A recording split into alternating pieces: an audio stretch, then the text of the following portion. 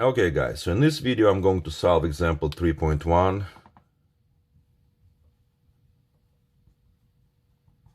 on page in your textbook 66. And so here's the problem.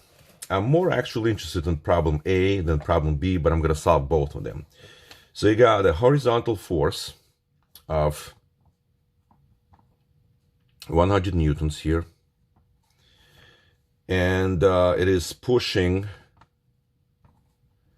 20 kilogram bags. I already talked about how to solve this problem in one of the previous videos, but I'm still going to solve it. So it is across a level floor for 10 meters. So the distance here is 10 meters. Okay. So now question is, so I'm going to solve these two problems separately, A and B. So the question is, how much work is done? Work is question mark. Now, when you're in doubt about the positive and negative work, I mean, the best way to resolve this issue is just draw the free body diagram real quick. And so your force, you're pushing it in this direction. And the displacement, guys, the displacement here in the same direction. So the work here is absolutely positive. So I'm going to say work is equal to force times distance here. And so all I have to do is just plug in. I know the force is 100 newtons times 10 meters. And of course, Newton is a kilogram times meter second square. Then times meter, you're going to have units of kilograms times meter square over second square, which is nothing else as joules. So what I got here is 100 times 10 will be, of course, 1000 joules. So that's how much energy, guys, you're going to, how much work now you will pretty much to put in to move the box of, to exerting the force of 100 newtons and pushing the box 10 meters. Now, the next problem here, problem B, you have to now find out how much work is needed to raise the box by 10 meters. Okay, so I'm going to separate these two problems. So now what I got here now is how much work. So this will be a problem using now potential energy. So I got mass in here of 20 kilograms.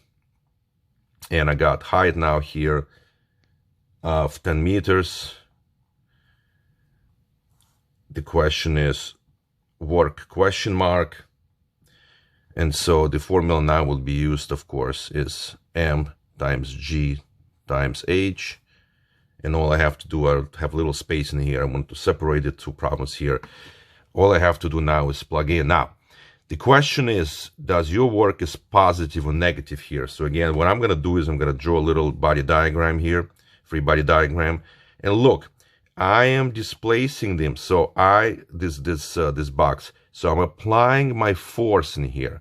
My force is going up. I'm applying my force against the gravity, of course. This is my force. But of course, this force of gravity is acting on it. The question here is how much work I will do, not the gravity, but I will answer both questions right now. So I'm trying to move the box height 10 meters here. Okay, now, so my displacement here is this way, my D, okay, this way. Let me just again erase it real quick to make it a little more legible here. So I am moving the box upwards.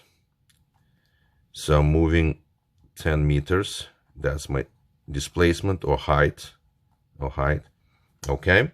And again, if it's not legible, just please, guys, just it's a recorded video. You can always go back and release them. Let me just make it a little more legible. So H is equal to 10 meters. And the same thing is displacement. So it's upward direction. You're moving it up. Okay. And the force that you're exerting here, exerting here, the force here. This is, let's say I'm moving it. This is my force.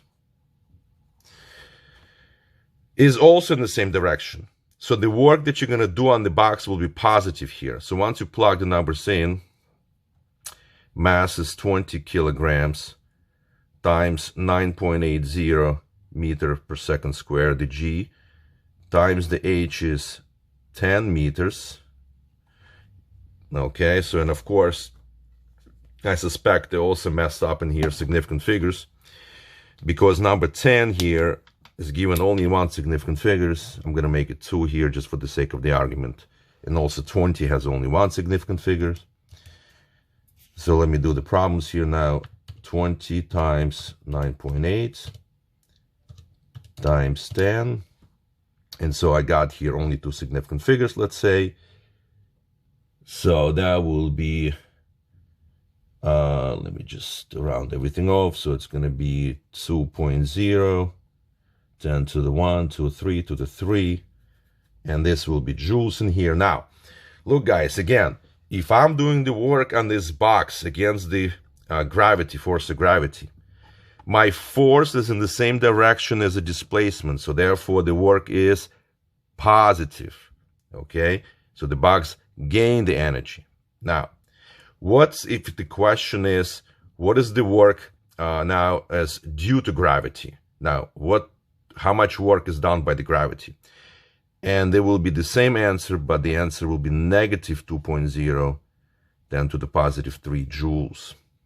Okay, it is very important. Why? Because now this is my force I'm pushing against the gravity.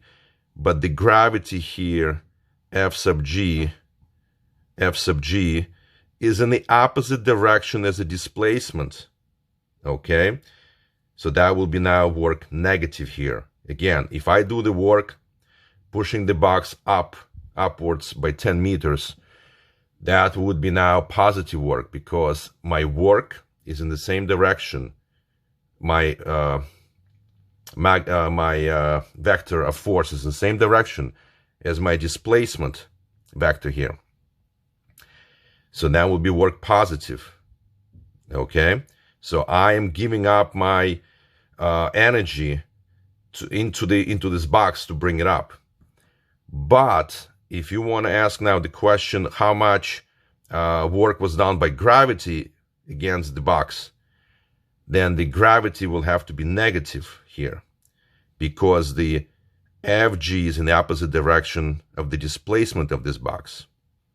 So again, in this course, you shouldn't be concerned about the signs, but I feel that you may see some physics book in the future, and you will see the, I guess, work will have a negative or positive signs, and you should really understand the difference between the two.